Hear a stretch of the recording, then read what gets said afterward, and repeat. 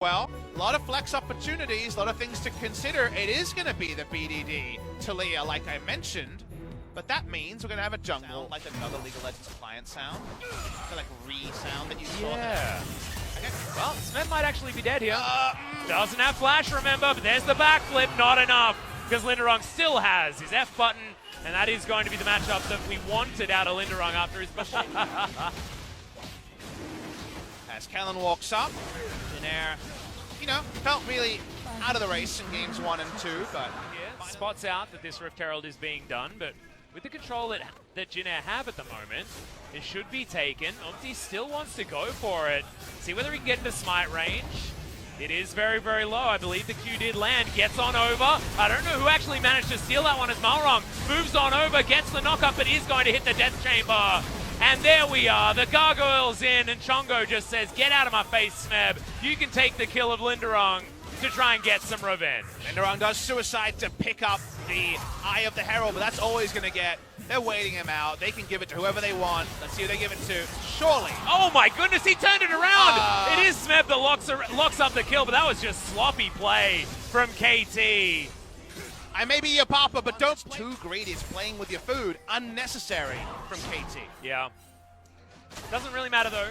They are going to be out of lockdown the second Drake of the game, and even though the kills are even, top side of the map, no gunblade just yet here for Smeb, and looks like he is going to be heading towards that.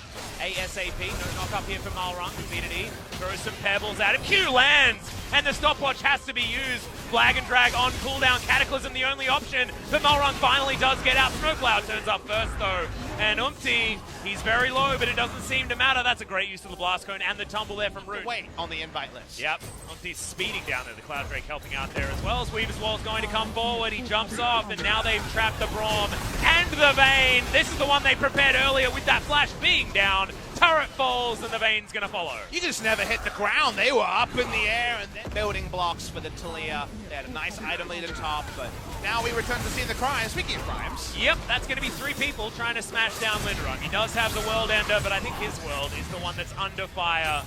Unfortunately, second charge of the ultimate's there for Smeb. BDD picks up the kill with some rocks that he throws at the Aatrox. 4 members top lane for KT. This might be the... It's largely gone, but still in the vernacular. Speaking of vernacular. Yeah, Chongo's dead. That's the vernacular that we need for this particular opportunity. Zenit just takes him out with the Ren. As you were saying. He's going to take down Cloud Drake. Yep, as you mentioned, great boilerplate kill there. Very, very straightforward. A lot of burst. Gold lead being completely. Later ain't coming. 2 items on Vayne is looking tricky for Root, who hasn't been able to get going in this game number 3. Chongo coming the most defensively way around, but here's the wall. Yep, BDD's going to turn up. Linderung is being held out of this fight as they take down the turret. Fight on multiple fronts, but Umti, he's out of there. Linderung trying to fight 1 versus 2. But elsewhere on the map, Talia's already got 1. Snowflower going very low, but the silver bolts, he can't find the last one, can Root. And Jin Air find nothing. I'm not starting anything up as there are confused pings going over towards that Baron Pit. Zenit actually wants this one. Snowflower flashing in, looking for Root, but he has the flash in order to get him out. Zenit also going to trade his as Linderung, he's in the bouncy castle. He's going to get taken out before the ultimate can even get used as Root tries to find Smeb, but Smeb's in the shroud. Another taunt from Snowflower. Jin Air members are just falling left, right, and center. Chongo trying to stand his ground, but he's underneath his inner turret, and the Infernal Drake is going to be taken on the other side of the map. This is Cake, eat it too, take a photo of it, post on Instagram, do all that sort of stuff. Absolutely brilliant here from KT, and there has been no question throughout this entire series, apart from this Infernal Drake being reset, that they would win. They have never let that door be opened out of positions. Their 3rd relegation tournament. They still have not made playoffs as top side. Yeah, he doesn't have Q, but Malrung doesn't have his life. And that's bad news. Zenit now, Fate's Call, good double knock-up. Justice Punch lands as well. That's the double kill. BDD grabs 1, Emperor's Divide, just to get them out of the way, but Zenit still wants more. The turret smacking onto him does have him to come back because he can't deal with the Akali, and the rest of his base is being destroyed. It's definitely a lesser catharsis moment, but a couple of days and Jin Air just couldn't stand up to the weight of Jin Air's wallet. Sorry, of KT's wallets as they smash down. There's something else. It's respectful play here from KT, but it's still decisive. And the base is in tatters.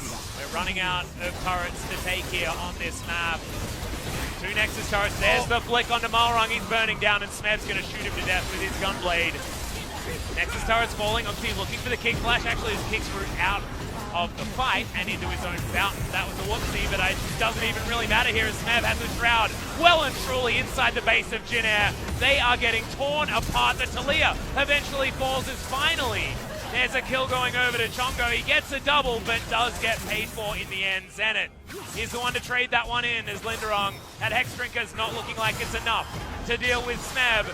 As in goes Umpty. He's now on the base, and he's dead. Oh, yeah, thought he was dead. Definitely is, and that's going to be the Nexus falling down. KT with the 3-0 over Jin Air.